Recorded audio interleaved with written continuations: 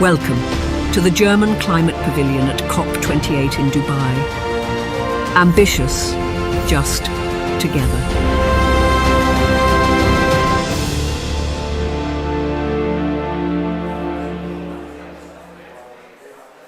And with that, I welcome you warmly here in Dubai for the COP28. Welcome in the German Climate Pavilion, ladies and gentlemen. And I know it's been busy days, right? So welcome and thank you for making the time in your busy calendars to join us here now in the German Climate Pavilion when we talk, of course, of that day of energy, industry and just transition, of a very hot topic. And just for the crowd in the back, because it's a little bit disturbing otherwise, bring your attention towards the stage and join us here on stage. Thank you so much. So welcome again.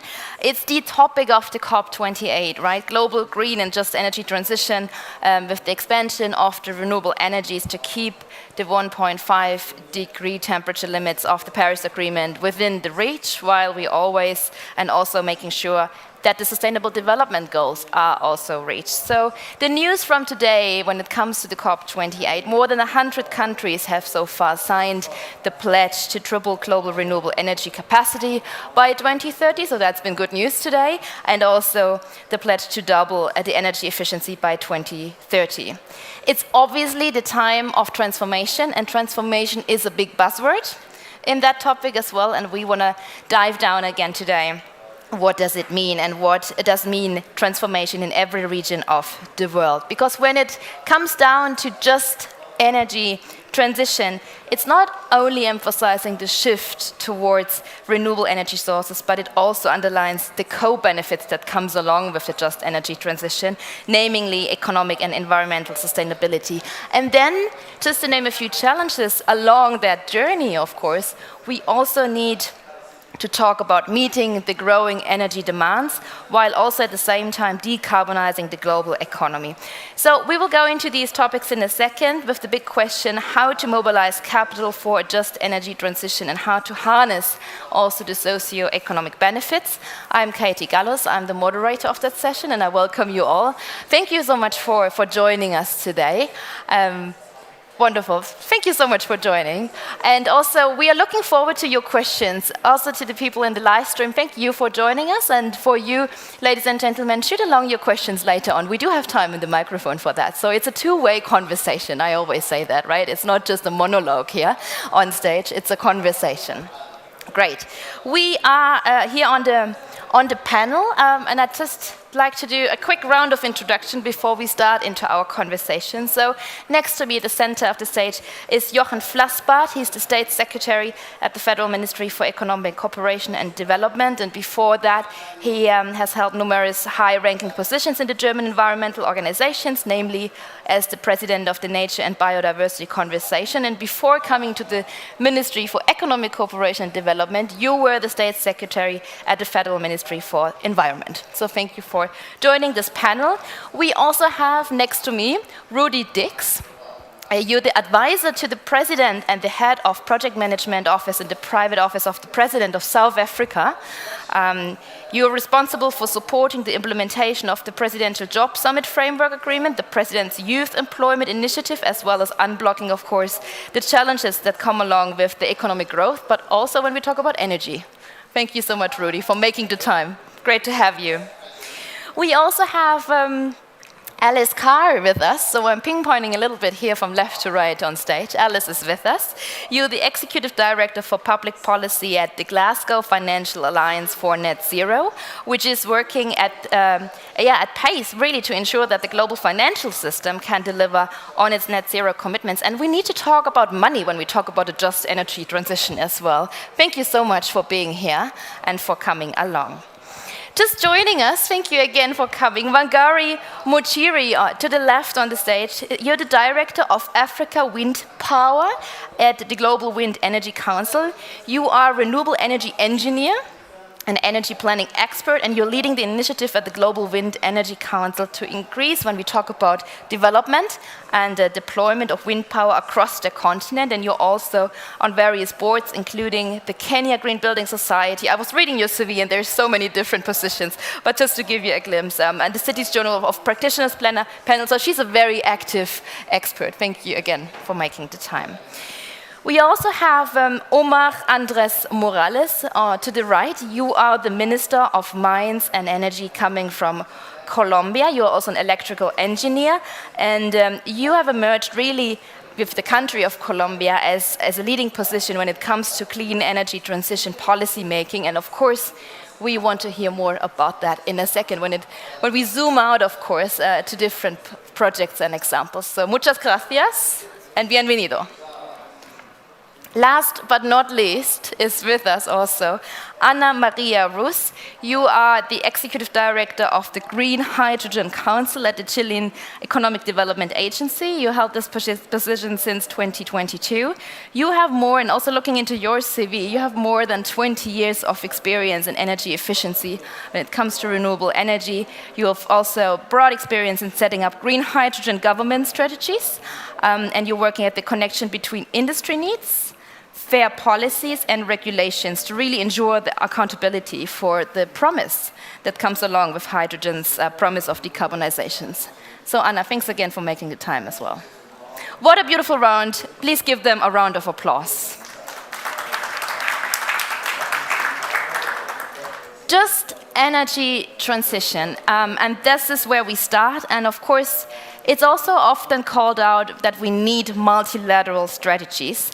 And Germany had just a press conference also highlighting, of course, the importance of multilateral strategies to drive forward this just energy transition. And Jochen, I'd like to start with you straight away, because of course, when it comes to the process of the journey of transition, we need to talk with different stakeholders.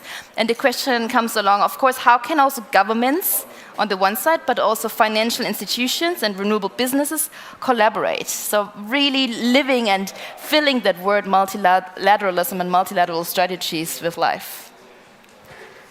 Thanks, Kati, and really a privilege to be here together with the colleagues. I think one of the most relevant issues we are discussing on our journey of reaching climate neutrality by mid of the century. Just as a piece of clarification before I go to the point of the multilateral approaches, speaking about just energy transition means in different countries something different. If I discuss with Rudy, then it's about a country hugely dependent on coal. And just energy transition means basically, correct me, Rudy, if I frame it not correctly, how to move from a fossil-based economy to a renewable-based economy, and in a way that we, as we promised in New York, simply do not leave people behind, basically the workers working in the mines, in the coal power plant. So that is, in a quite short period, a very rapid change in the reality of a society. And how to do it, that not those are paying the bill who are dependent on the fossil world, which was, in their view, not a bad one, but which was or is one that is providing income for their families. If I talk to some other countries in Africa, in Asia, just energy transition means what you already mentioned in your introduction, simply providing access to energy. 685 million people in the world don't have access to energy, most of them sitting in sub-Sahara Africa. So they only have a chance to participate in society, to gain income for the family if they do have, and to get education to their kids if they do have access to electricity. And that is now, I think, where multilateralism, or what we first did with South Africa, later on with Indonesia, Vietnam and Senegal, what we call plurilateral approaches, incorporated in multilateral agendas with entities like IRENA, with UNDP and others, and the World Bank, the financial system. And then I think, and I will stop in a minute, the exercise we did prior to Glasgow is, can we join forces instead of doing partnerships, Germany with South Africa, France with South Africa, US, World Bank, putting everybody together, bringing them in one boat. And I'm still really a believer in these approaches, because it's much easier for our partner countries as long as we organize it on equal footing, and as long as it is very clear that our partner country is sitting in the driver's seat and not others. And nobody, I can come later on in the discussion also to some other examples, but as Rudy is here, nobody promised that this will be an easy exercise. And I think the discussions I'm following in South Africa are domestically quite turbulent, because now it is getting real with the reforms in the energy framework, the energy legislation. Things are getting into a change, and you need strong leadership. And as you are advising the president, without this leadership, this would not work. Without President Ramaphosa being committed to this agenda, it would not work. You can have as much friends in the world as you wish. It has to come from inside the country, and it has to be driven by the leaders, otherwise it will not work. I stop here. Thank you. You gave us a few keywords, but Rudy, I'd like to come to some of the keywords, because of course when we talk about just energy transition, as we've just heard from Jochen, of course there are different definitions and different understandings, so maybe we should clarify on that first, what comes along with your translation, your local translation. And you just yesterday presented a Just Energy Transition Implementation Plan, and I think this is a good start here to give us an idea of what does it mean to have a just energy transition, and where the just really comes into life. Thanks. Sorry about that, Kate. Jochen is right. Partially, I think it's quite important that when you do define a just energy transition or just transition, that it must be tailor-made for the circumstances back home, right? So it's nation-specific, and I think that's quite important.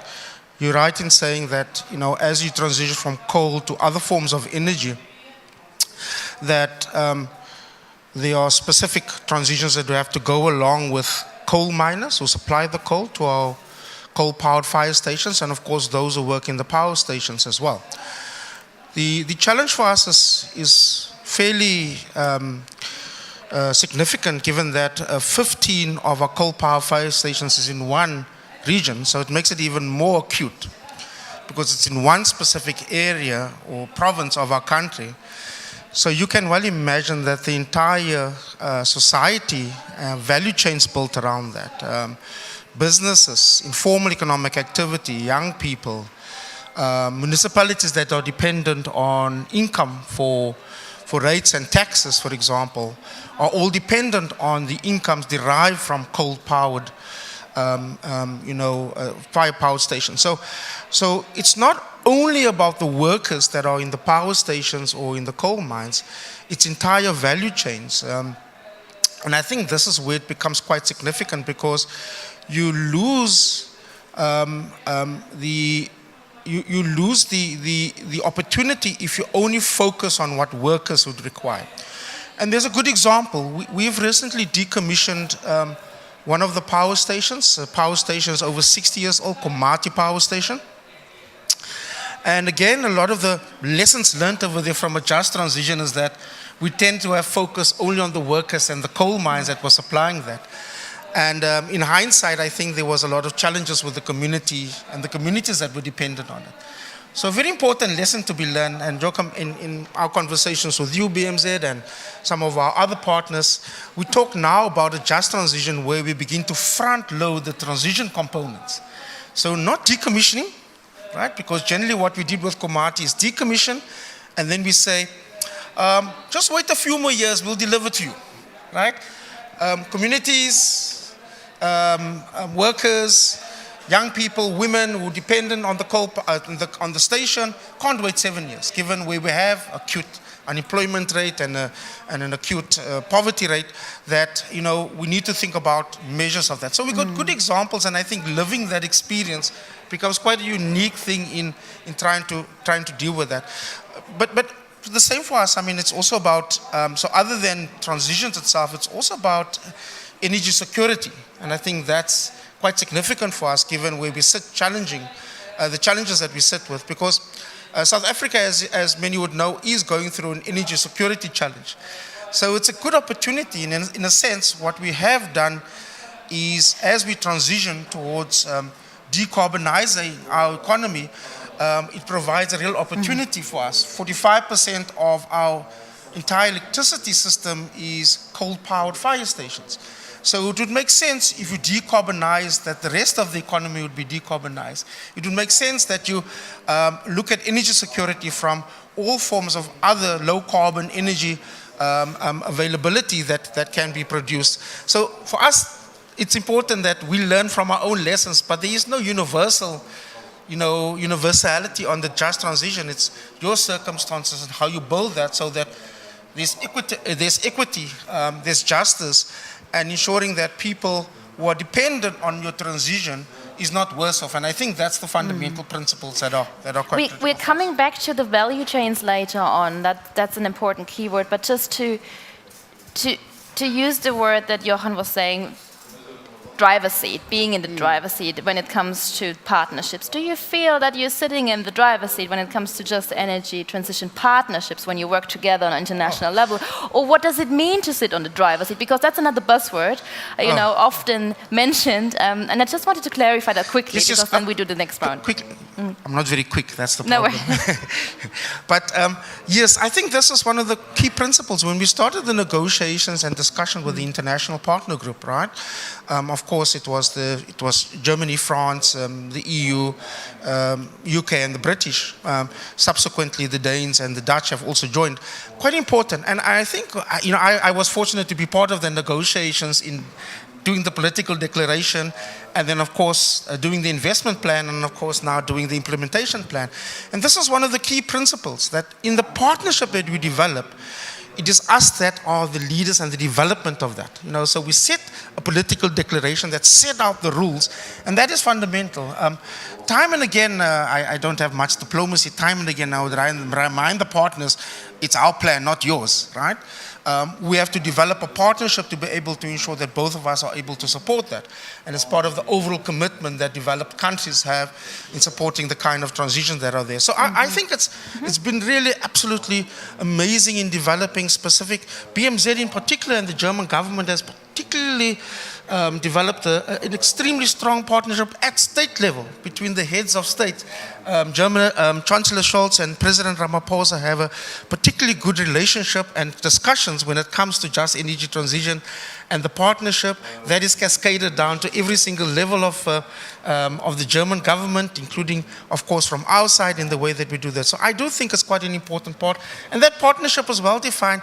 It's not always easy. It's a bit rocky, because you have to push against, and I say this openly to the partners, you don't determine policy stance. That's our back garden.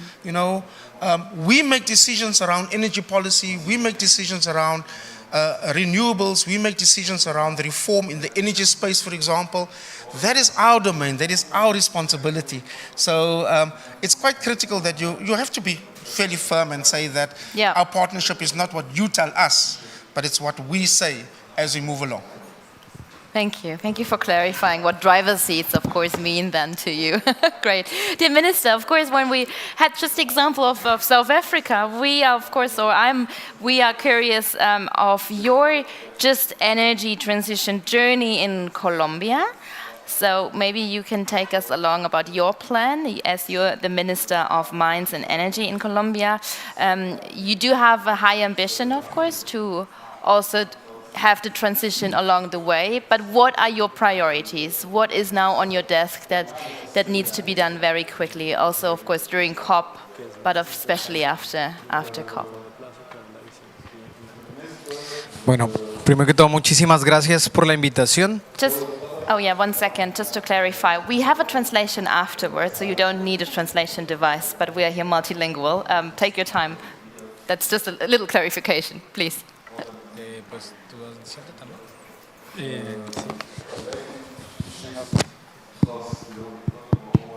Listo. Good morning, good afternoon, everyone. Thank you for having me here on stage. Pues en esta oportunidad queremos aprovechar para decirles, quienes no conozcan, Colombia está al norte de Sudamérica, pasan por nuestro país la cordillera de los Andes, tenemos el Amazonas, tenemos viento, tenemos sol, tenemos agua, pero dependemos del petróleo y del gas. So, to those of you that do not know Colombia, it's a country on the northern part of South America that is blessed both by the Amazon, the Andes, and two coast that is very rich in sun, wind, and water, but that is extremely dependent on coal and hydrocarbons. Entonces no somos un país petrolero. Hay petróleo, hay gas en nuestro territorio, pero lo que más tenemos es biodiversidad. Y la gran apuesta que tenemos desde nuestro gobierno es lograr garantizar la protección de nuestros ecosistemas y superar la dependencia económica que tenemos con los hidrocarburos. So while we are a country that has oil and gas, we are not an oil country. We are rather a country that is blessed with its biodiversity and natural riches, and it is a country that is devoting its efforts to conserve this natural patrimony and biodiversity and trying to reduce its dependence on fossil fuels. Así que una transición es en sí misma, todo este proceso que estamos dando es una transición económica, es una transición ecológica, es una transición tecnológica y tiene que ser una transición social. Y en el panorama de lo que es social está identificado lo que significa para nosotros justo en un país en Latinoamérica que ha tenido tantas desigualdades y que está buscando incluso la consolidación de la paz. Las características de lo justo son particulares de acuerdo a los países y en esos parámetros está identificado lo que para nosotros es esa transición justa. So for us, the just energy transition entails not only an economic, but also an ecological, technological, social transition and transformation that, especially in this social component, goes along three different pillars. Definitely that of justice, but justice is defined in the particular context of every country. In the context of Colombia, it entails talking about the historic inequalities that have characterized the country, and also the hope that our country has of achieving a lasting peace. So, as we can share from the case of Colombia, defining a just energy transition is extremely relevant to know and bring down the particularities of each context. Por eso la transición energética y ecológica en Colombia no es solo un reto, sino que significa para nosotros una oportunidad de transformar el país, y todo lo que estamos haciendo de este gobierno está orientado a que esa transición no solo es responsabilidad del Ministerio de Energía, es una responsabilidad de todos los ministerios. So for us, the energy and ecological transition is not only a big challenge and task, it is also a very important opportunity, and it is a responsibility that is not only from the Ministry of Energy, but for the whole government, because it is a societal transformation. You just mentioned, and I just have a quick question afterwards, because of course the one thing is that the government makes decisions and they want to go forward into that just energy journey. But what is the public acceptance for that journey? Maybe you can elaborate on that, because you were saying transformar el país. That means transforming the country and of course also the nation in a way when it comes to energy supply. So how or where do you see the public acceptance for that?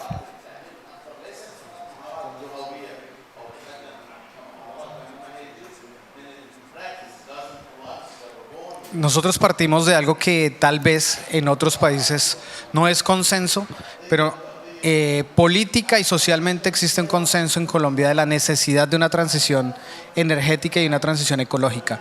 Ese es un consenso social, un consenso político, y hay unas discusiones especialmente frente a las velocidades de la transición.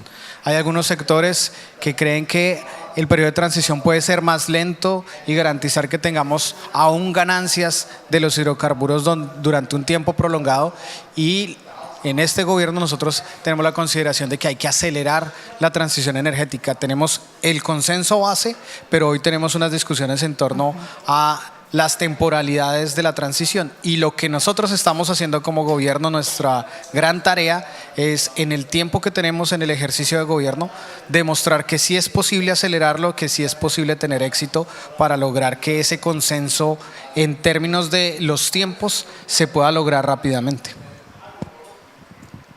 So while we know that in different contexts this may not necessarily apply, the Colombian case is that of a country with a rather large societal consensus that an energy transition is needed.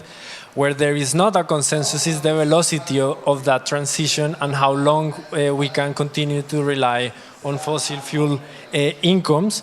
So part of what our task in the government has been is to both put out this dialogue and actions so as to accelerate the transition while we are in government, and show that this is not only possible but convenient for the Colombian society in the short and middle term.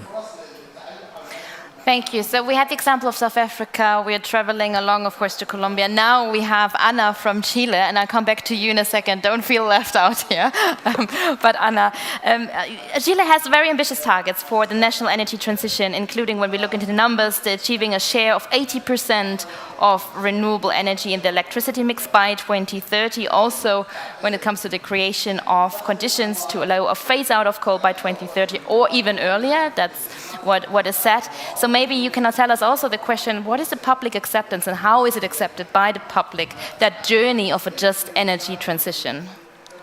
Yes, Chile hasn't. A little bit closer with the microphone so we can hear you well. Chile hasn't fossil fuels, but we are a rich country concerning renewable energies. So for us, this is an opportunity for developing the economical development and the social benefits of our country, and at the end, better jobs and have a better GDP. So this is very important. I know that each country have different positions. We know also that the energy transition is going to change the global geopolitical powers. But it's quite different. Now, to have the renewable energy is not enough for having the power of the country. Probably the power is going to move to the technology providers or the raw materials for building those technologies. So for us, it's very important to work on this. Renewables is one issue for us. As you mentioned, we have a large participation of renewables, but this has an impact. It's not just because the challenge that we have with our transmission lines. We have a lot of curtailment in the north part of Chile, and we have more, and the demand in the center part of Chile. So that also the variability between the day and the night, because of the solar energy, that means different costs in the night and in the day, during the day.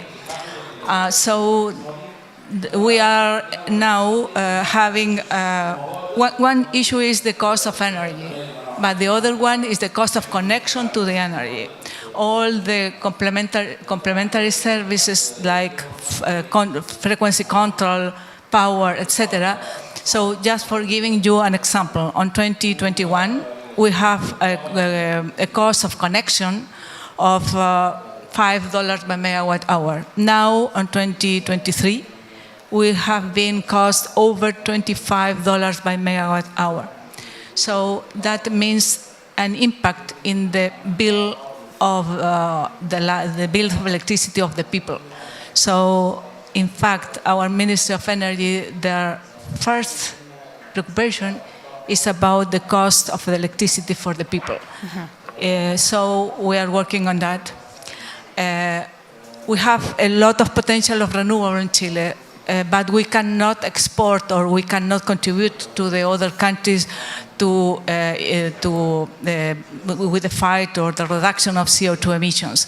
One issue for us is very important is the hydrogen. The green hydrogen and derivatives could help us to export the renewable energy to other countries and contribute with the other one. Of course, also we have a compromise of the decarbonization of our matrix, and we have a compromisation, not that is for the power, but also hydrogen is an opportunity for reducing the fossil fuels in the transport emissions. So we are working very hard on that. In this context, it was created the Green Hydrogen Committee of Corfo. That is a public-public coordination. The committee is led by 11 ministers and the vice president of Corfo. And the idea is to accelerate the development of the project, but not just the exporting project. Today is not in the social issues that we have today. It's not possible to think and have a gigawatt scale plant exporting hydrogen derivatives or e-gasoline to Europe or Japan, etc., if we are not able to have local manufacturers, if we are not able to have domestic consumption of the new fuels. So that is very important for us. Thank you. Thank you for your introduction and, of course, sharing your perspective on that. I'm switching now a little bit now to say, sorry, if I turn around my back to you, I don't want to be impolite here. But the stage it's very big. Wangari is with us. Thank you again for joining. So when I was reading your LinkedIn account this morning, you were in the clouds celebrating, of course, the COP pledge that happened when I just mentioned that over 100 countries so far signed the pledge to triple global renewable energy. We were quite excited about that. And also you were sharing a photo with President William Ruto from Kenya, also acknowledging that in Africa, tripling is only the bare minimum. So maybe you can share your perspective. Why are you so excited about today and the pledge now? And what does it mean also from the industry perspective, but also when it comes together to work together within the multilateral perspective? Yes, thank you so much. And it's interesting that you've read my LinkedIn, so I hope you've not seen all the posts of my holidays. No, I'm just joking. And my Instagram is even more interesting. But I think it's interesting that we are calling for tripling of renewables across the world. And when you look at the developing countries, if you remove China and India, investment in renewables is actually shrinking, right? And we're saying, let's triple renewable energy. Let's, go out there and take hold of this resource that is so rich in all our different countries. But are we really looking at what that means for our different, our continent and our countries? And when I look at President Ruto coming to the Global Renewables Hub a few days ago and saying, literally, that if the world is worried about this tripling, right? And to give you an idea of how crazy this tripling idea is wind energy, we've just crossed in June this year, 1 terawatt, right? So yay, we got to 1 terawatt, this is fantastic. But it took us over 30 years to get to 1 terawatt. We're asking the world to go to 3 terawatts in the next 6 years. And so what took us 30 years, how are we going to achieve double that in 6 years? So asking the world to triple renewable energy it's crazy. What should be then the question? What would be a better question then? No, it's fantastic. We want that to happen. So what I'm trying to say is it takes a lot. I'm seeing on the wall there, ambitious, just, together. It's the ambition, yeah? But even when we're doing that, and I think one of the things we need to look at is we can't import the 3 terawatts of wind turbines from China or from Europe. We need to all work together to ensure that we're manufacturing exactly what was said before. How do we bring that manufacturing into our local markets? If we have 1 gigawatt in Kenya of wind coming onto the grid, are we manufacturing those turbines? And actually, it's funny when you look at what the current economic situation is. If I want to export a turbine blade from Morocco to Brazil, and export it from Denmark to Brazil or China to Brazil, it's more expensive to export it from Morocco to Brazil, yet it's closer to Brazil, right? So why is that? And we need to look at some of those issues that come with localizing our supply chains. They cannot be only in one region. It cannot only be in one or two regions in the world.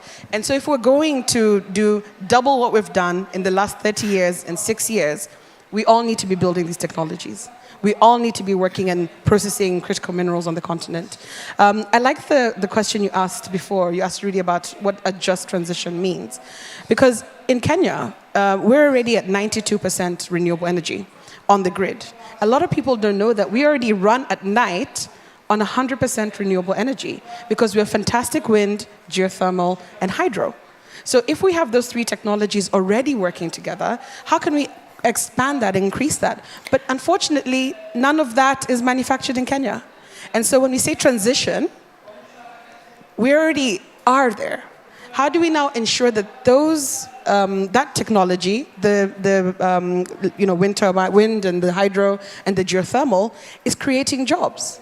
How do we ensure that it's bringing investment into the continent? How do we ensure that we're not taking lithium and bauxite and chromite out of the continent and leaving only 1% value and then taking it to the rest of the world and selling it back to us for 2 times the price?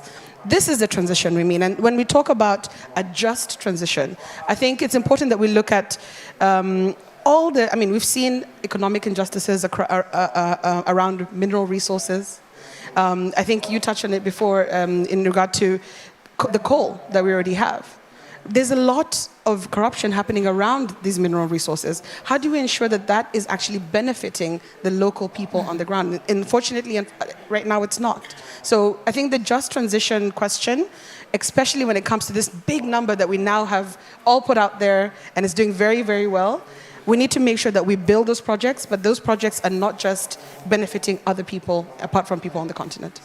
So what would you change? That it's not just a lighthouse project, but it's really a sustainable project. What would you change if you're the president? Like top priority. If I was the president, no. I would there's a few things. I would ask to bring manufacturing, and especially... So stimulating the local market. Local market, okay. especially to a certain level. So minerals cannot be taken out of Africa unless they're processed to a certain level. In addition to that, I think it's important, and this is something that we need to touch on, and you might be coming to this in your questions, the financing.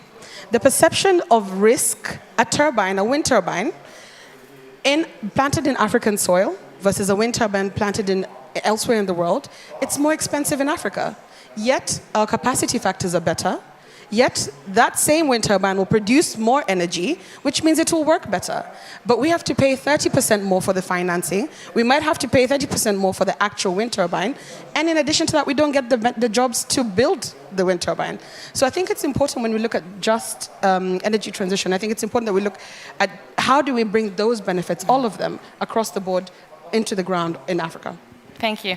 Alice, for that question, I need you when it comes to one of the favorite topics of the COP as well, financial flows, how to leverage capital. Do you have an answer to these very difficult questions, of course, how also governments but also the financial sector can collaborate when it comes to the mobilization of the financial assets for these projects and for the stimulus of the markets? Thanks very much. I mean, just to say, I don't think there's one answer. It's turning out to be quite complicated. But at GFANZ, we bring together around 685 financial institutions globally across all parts of the financial system and that have all committed to net zero by 2050 in line with pathways to 1.5 degrees. And we have a big focus now on capital mobilization. We have over the last year launched regional networks in Asia Pacific, Africa, and now Latin America and the Caribbean to try and better understand the challenges that different regions are facing, but also the opportunities. And in the case of the Indonesia and Vietnam Just Energy Transition Partnerships, we are one of the partners to the agreement, and so have joined, and I recognize your description of the fact that firstly, that countries need to be in the lead on their energy transition, But secondly, that partnership and everybody convening around one common effort is very important. And thirdly, that it can be quite difficult at times. So this week we managed to celebrate the launch of both the Indonesian and Vietnamese plans that go with the Just Energy Transition Partnerships. And we had a certain celebratory air after a year of very difficult work, times when things work well, times when they don't. But we got there. But of course, that's only the start, and now we need to implement. When we've looked at investment into energy transition globally, which we also have issued a report on this year, one of the challenges is that while 75% of energy investment in emerging markets is in the renewables sector, that actually only accounts for 14% of global investment in that sector. So, and once you look at the countries that are doing well at attracting global finance, it's very concentrated. Mm-hmm. So it's very concentrated with Brazil, India. Actually, South Africa featured quite highly, so something must be working. But it's very concentrated, and it's not getting to everywhere it needs to go.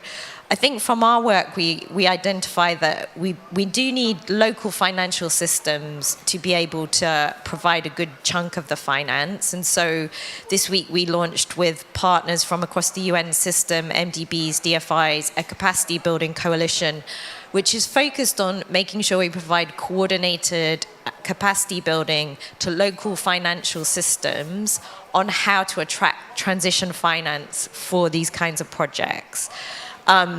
Because we get asked for lots of help on that, and we're not collectively serving everybody that wants assistance on that front. The second challenge, though, I think is getting, and which we're very focused on, is getting the global capital where it needs to go. And the problem is that the big global firms want to invest in transition projects, but they're struggling to find ones that match their risk appetite. Now, I totally agree with you. Part of the problem is risk perception over risk reality. So some of the challenge is that people have a perception of risk that doesn't match the reality. And some of that is actually built into global prudential rules. As a former regulator and central banker, I will admit that the system is not necessarily helping us at this present time, and it's kind of exacerbating some of those frictions.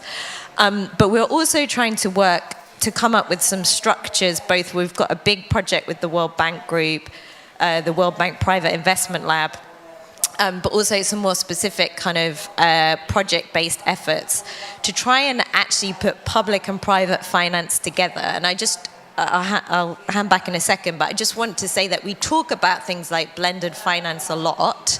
We don't actually do it a lot in reality. So what's missing when we come? Because we'll talk about action, and ambitions. So what's your top priority in a nutshell? So I would really like to see us this year turn these plans into projects where we have co-financing, public-private, with good leverage ratios of private finance. I'd love to tackle, to be honest, in many countries you can almost do renewables without much public finance. That isn't necessarily what happens because they're quite attractive to everybody. But what I'd like to see is more grid investment with some catalytic public finance, and actually some of the German development agencies are very good in this space, like working hard to kind of catalyze, in Indonesia and elsewhere, grid investments. We need some catalytic public finance for those big, expensive, long-term projects, but then to also allow the private finance to come in so that the public finance can move to the next challenge, recycle. And I'd like to see that both in grid, and I'd actually like to see it in coal phase out as well, because adding renewables is critical. We really need to ramp that up. But in some of the countries that are very coal dependent, and that's where the emissions are, we do need to manage coal phase out, and that does need financing as well. Thanks. Thank you, Alice. Just give me a hands on if you have already a question, because I just want to keep an eye on you. I don't forget you. Minister, I know that you have to leave, right? You have a press conference, so thank you so much. Muchas gracias for being here on a very short notice. It's been a great pleasure to have you on stage and to also listen to your perspective, and we wish you all the best. Thank you. Muchísimas gracias y espero que nos volvamos a ver en muchas otras actividades trabajando por la transición justa. Thank you. Come by again. We are here to the rest of the COP, and we have strong coffee, so you're always invited here. Join us. Thank you so much for having me. I'm really sorry I have to leave early, but I'm really happy to share the space with you and to continue this conversation onwards. And thank you for translating. Yes, right? Thank you. Jochen, of course, when we talk about money and finance, I come back to the Ministry for Economic Cooperation and Development, and we are of course curious, I'm curious, how can governments, how is the BMZ also of course supporting when it comes to financing, when it comes to blended finance, and when it comes to supporting the mobilization of capital towards the energy transition projects? Well, there are different layers you need to address, and one thing is of course the finance side, and we do some public finance. We are talking together in a group about how to better leverage private finance through public finance, what kind of de-risking instruments we might provide, and all this is right. But to the question, why you asked, why don't we produce the new energy world or the new climate neutral industry world in our own countries?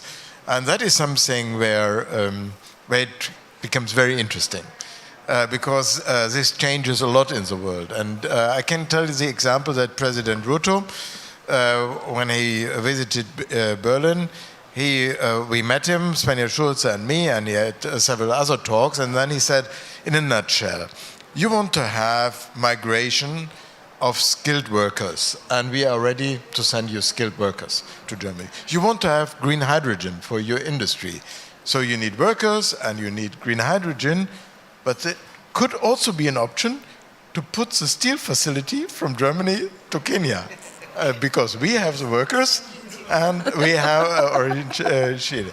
So now, Germany, I think, stands for a very open and non-restricted trade in the world. So we are not keeping our steel facilities back at home. Of course, we will do everything to allow them to work in a fair way, so that they, for example, don't suffer from carbon pricing in Europe.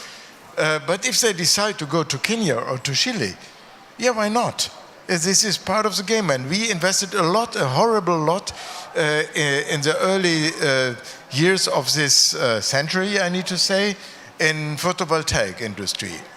And we had a lot of jobs there, some thousands. And suddenly it turned around and they moved to China. And now they are in China.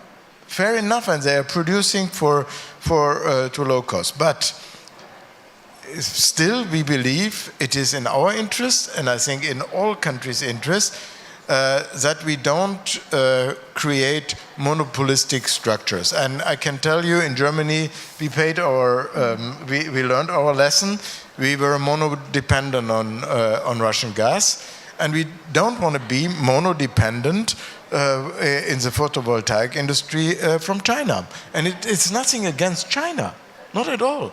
But we dislike to be monodependent. So it is our interest to get PV, wind turbine production in Kenya, in Chile, in South Africa, in Namibia.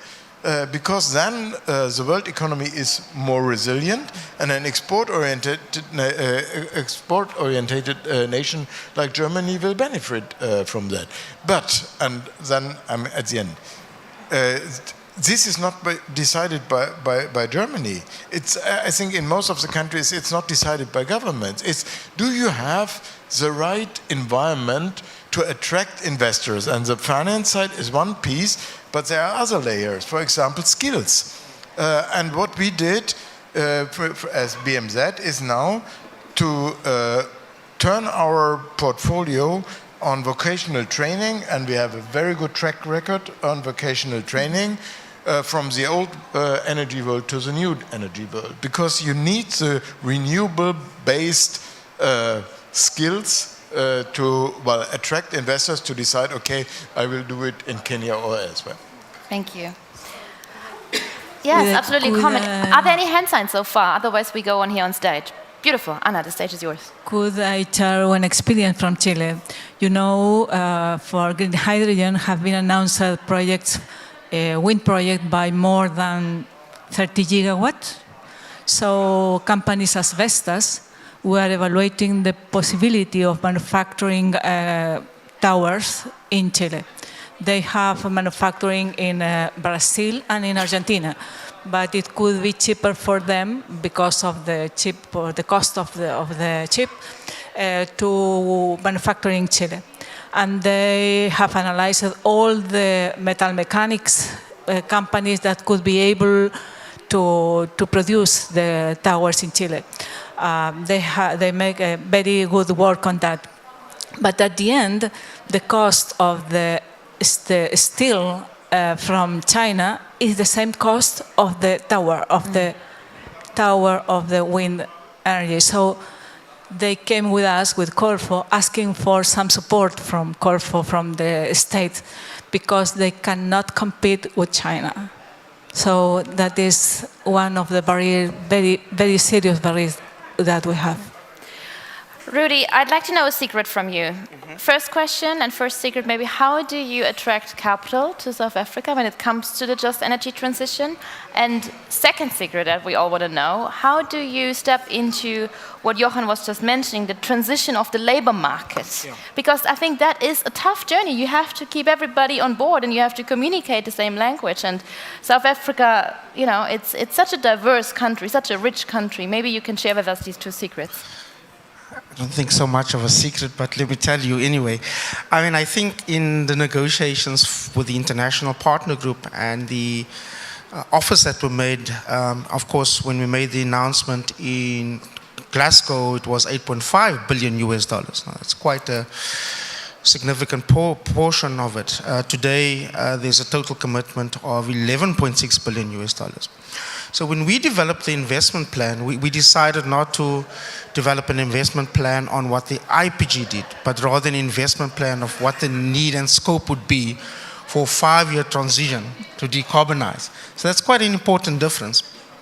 When we did that, we now estimate at that point in time, in terms of dollar-rand exchange, it would be about 95 billion US dollars. Now that's 1.4 trillion rand. 11.5, 95, we're quite short in how we're going to be able to raise that kind of capital. So that's quite important. I think it's a start and it's a good commitment that has been provided and the offer is there. There are different kinds of blended forms of financing, significant, quite a big chunk of grant funding, concessional loans, private sector funding. I mean, the one fortunate thing that South Africa has, it has quite a sophisticated and deep financial sector. So there's never shortage of capital. It's how you make it attractive enough for them to be able to invest in projects. And I think using some of the finance that the IPG has provided, particularly the concessional components, is enough to leverage additional private sector capital. And so the ability for us to be able to do that is quite interesting, and some interesting examples. We have a renewable energy power producer program that's really a public procurement program for renewables that started in 2010. And in a sense, I would always say to the private sector, this is kind of cash for free in a sense, you know. You have a 20-year PPA from a single off-taker, you have a government guarantee from the National Treasury, and you have, of course, a power purchase agreement. Now, you probably make your money after 7 years of investments, and if you look at a cost curve for renewables, and you looked at the first kind of projects, we looked at about, I don't know the dollar denominated, but it was at about 5.55 rand for wind and probably 3.67 rand, of course, per kilowatt hour for PV. That of course have significantly come down, right? And lots of funding. We recently made some changes around how we promote private sector generation. So not Eskom being an off-taker, moving away from a single buyer model. So what we did was a bit of legislative changes around this.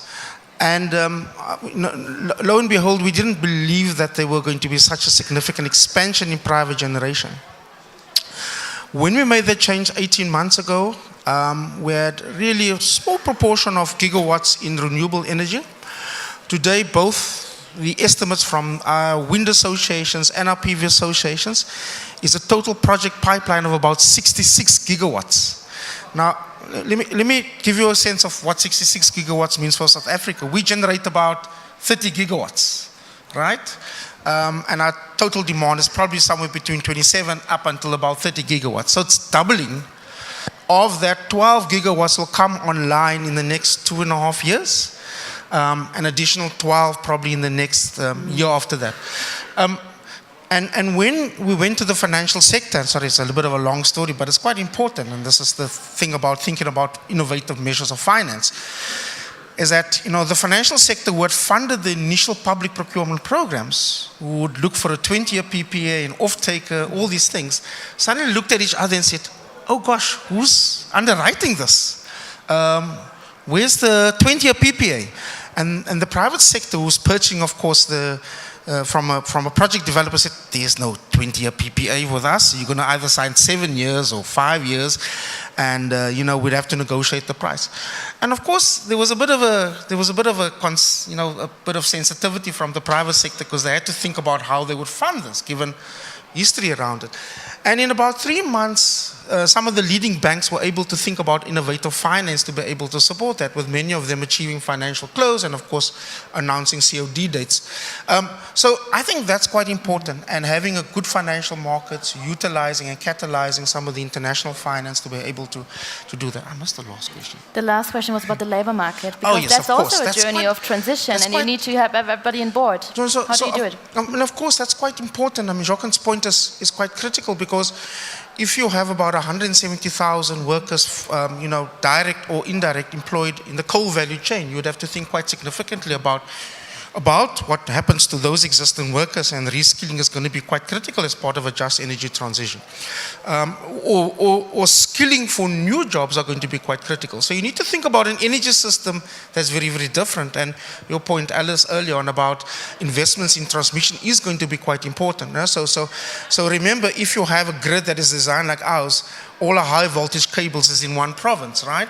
And the distribution network thins out, and you have about, the low voltage cables all out. You have to rejig the system entirely, where you have to put high voltage cables up in the Northern Cape or in parts of the Cape province, and that's going to be quite important. So you need to think about those kind of stuff. But so what do you do? So, well, no. Let's come to the skilling. So we have to think quite seriously about. As part of our just energy transition, and in the implementation plan, we've spent an inordinate amount of time identifying the skills transition as a chapter in that. And that's going to be important as we look at the way we reform the electricity sector, the way we form new energy vehicles, and the way we form, for example, develop a nascent sector like green hydrogen, for instance. And so it means a complete overhaul of the way that we think about vocational training and education, for example, or the way that we think higher education, or foundational skills also. It's quite important for us to think about a complete restructuring of the way we deal with education, from right at the bottom to post-school education and training. Thank you. Can I delete my load shedding app very soon then? No. No? Not yet. Not yet, okay. All right. For those of you who are in South Africa, you know what I'm talking about. Alice, talk about labor market, or where is the point where would you like to I'm not so much on the labor market, more on the innovative financing solutions. So just as an example, when we started working on the JETP in Indonesia and Vietnam, and we started discussing with the committed firms about coal phase out in particular, I said to them, can you all go away and come back in 2 weeks with your best modeling of how to do a coal phase out transaction? And we spent the first week with them calling me up and saying, I don't really want to do a coal phase out transaction. And I was saying, well, that is not the exam question. The exam question is, how would you do one if you had to do one? Mm-hmm. And so after a bit of discussion, they all went away. And of course, once they started putting their financial structuring brains to work, they all came back with slide decks. They pitched their transactions as if they were trying to win business, etc. But you can really sort of structure financing to deal with most problems. It's just that we haven't had to do this to date. You might need some of these transactions it's hard to make the economics stack up sometimes and the kind of risk return stack up, but there are always ways to deal with that. It might sometimes require some public finance or concessional capital or whatever, but there are ways to solve for it. I think the problem is we've got to get moving on that, and then grid presents. It's not unsolvable, but grid is a particular kind of transaction. A lot of the grid in EMs is state-owned and has been financed over the balance sheet of state-owned enterprises. If we're scaling grid at the rate we need to, we might need to think of some new structures. How to get the private finance in there as well. Otherwise, we're going to face binding constraints. And then renewables. Vanilla renewables. I'm slightly less worried about. I think we can get the financing sorted there.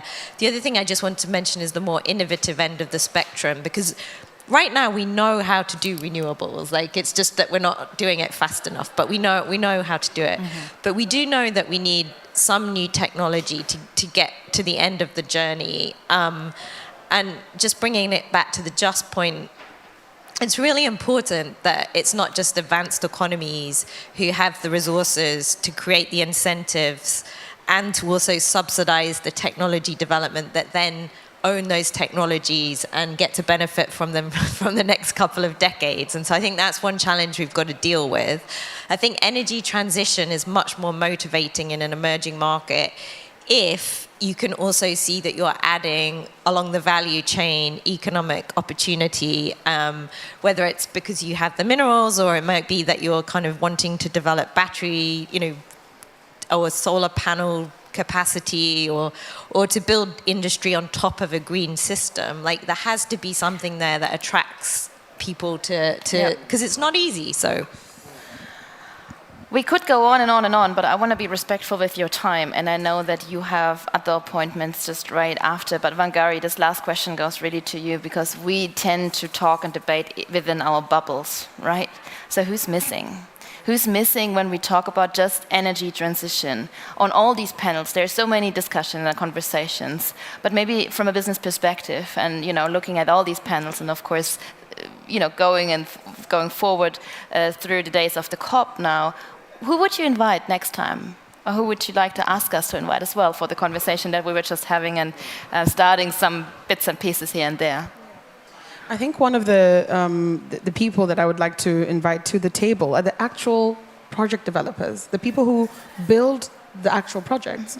I know Rudy, you touched on the South African market, and I look at South Africa in awe. Every single time I go and attend a conference in Cape Town or in Johannesburg, I'm like, wow, this is what the rest of Africa could be, because the market is so rich and robust. And we've just taken stock recently of the status of wind in Africa, and South Africa is the biggest market by far. So there's a lot of learnings that they've been able to implement now in bid window 7, that they've gone through 6 bid windows of learning and making mistakes and also succeeding, right, to get these projects on the grid. The rest of the continent is really, unfortunately, not there yet. And so we're seeing that the reason I was late coming here, actually, is because I was negotiating with a state-owned entity that is trying to get a wind project off the ground in Ghana. And they're not able to, because they can't mobilize resource in that country, or they can't mobilize finance in that country because of the IMF process that's happening. So there's so many other issues that are going on in the background as well. There's policy. I keep saying we don't have consistent vanilla policy that needs to just give investors confidence, like with the REAP. I think the REAP has been fantastic in doing that. So if we're able to get the project developers on the ground, I think it's quite important. I think one of the things that we're now looking at is borrowing from other methods of financing things. You look at Silicon Valley, and you look at venture capital, and you're able to see how that comes. So how can we borrow from venture capital to incubate wind farms, right? And say, okay, come, you're an early stage developer, there's a good resource. The local communities know how the wind blows because they see the trees growing like this. That's an opportunity for a wind farm. So how do we work with the local communities and even these nascent developers and say, we're able to finance your pre-feasibility, let's teach you how to structure a project properly, let's help you get that first concessional capital, those grants that will help you put the met mast up. And then when the big boy is able now to come and finance the projects, because they're really well structured, So a lot of the time we're not getting that first early stage support. And this is actually one of the things we're really looking at. And in addition to that, I talked about manufacturing before because, I'm very, very passionate about it.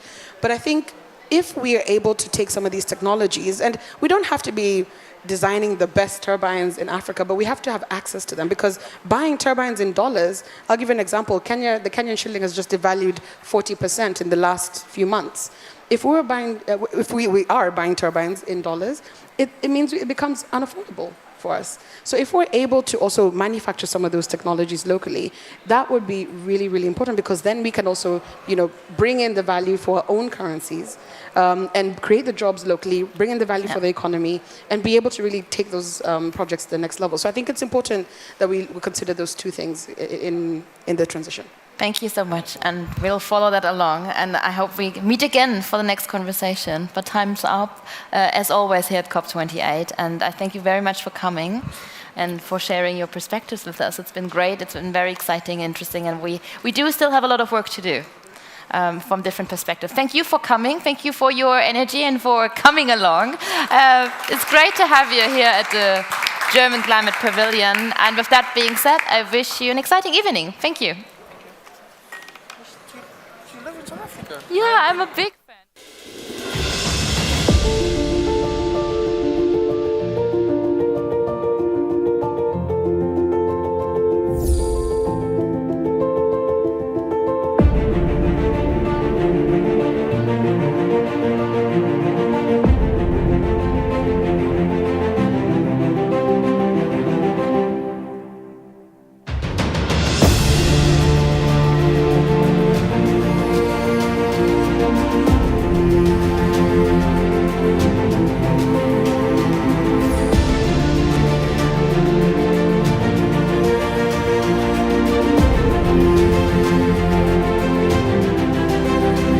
Welcome to the German Climate Pavilion at COP28 in Dubai. Ambitious, just together.